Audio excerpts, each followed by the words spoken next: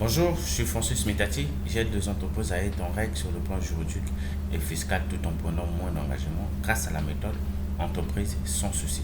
Si vous voulez profiter de cet accompagnement, je vous invite de vous abonner sur la chaîne YouTube en cliquant sur le bouton s'abonner qui se trouve en bas de cette vidéo.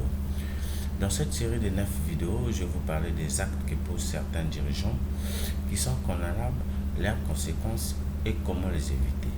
Dans cette deuxième vidéo, je vais vous parler d'un acte que certains dirigeants posent qui engage sa responsabilité sur le plan pénal. Nous avons l'abus de confiance. L'abus de confiance est défini, c'est le fait qu'une personne détourne au préjudice d'autrui des fonds, des biens, des valeurs qui lui sont remis pour qu'il puisse restituer cela à un but déterminé. L'abus de confiance est déterminé par la non-restitution de la chose ou par l'usage abusif de la chose. Ainsi dit, voici les actes qui déterminent l'abus de confiance et qui engagent la responsabilité du dirigeant sur le plan pénal. Nous avons par exemple le fait que le dirigeant paye ses trajets par le frais de la société. Nous avons aussi le fait que le dirigeant invite ses amis pour manger au restaurant par les frais de la société. Cela constitue un abus de confiance et ça engage la responsabilité du dirigeant. Nous avons aussi les voyages effectués par les frais de la société. Cela engage la responsabilité du dirigeant sur le plan pénal. Nous avons aussi les prélèvements des appartements, le prélèvement des fonds de la société. Cela engage la responsabilité du dirigeant sur le plan pénal. Ainsi dit, voici les conséquences qui engagent la responsabilité du dirigeant sur le plan pénal.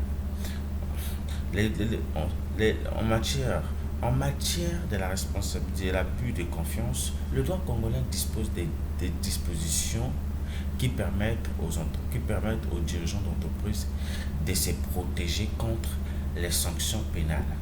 Nous avons, par exemple, dans le code pénal congolais, dans son article 406, nous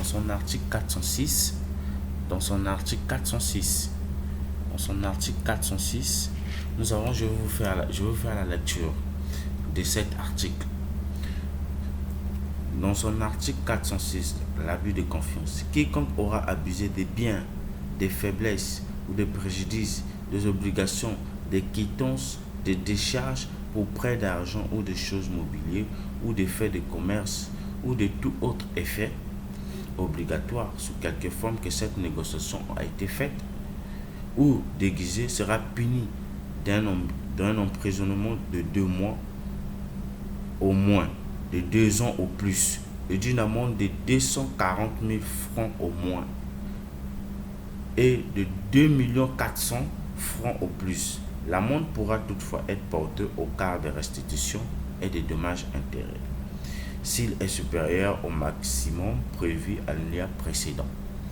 Cela ressort de cet article que le dirigeant est responsable de l'abus de confiance.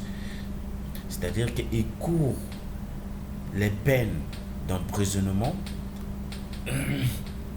Et nous avons aussi une autre conséquence qui est l'interdiction de gérer l'entreprise.